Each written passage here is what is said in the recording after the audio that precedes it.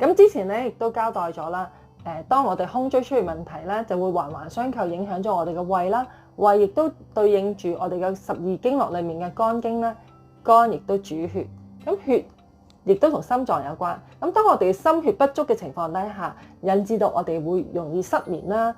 或者瞓得唔好啦，造成我哋有心火盛嘅情況出現咧，而令到血氣不足嘅情況底下咧，就會造成一啲痰濕嘅出現啦。咁呢啲痰濕咧就會令到我哋引起咳嗽嘅現象。所以咧，當我哋咳嗽嘅情況出現嘅時候咧，唔係單單淨係因為肺部有問題嘅，可能會有其他嘅唔同嘅臟腑出現咗問題咧，都會出現咳嗽呢啲情況㗎。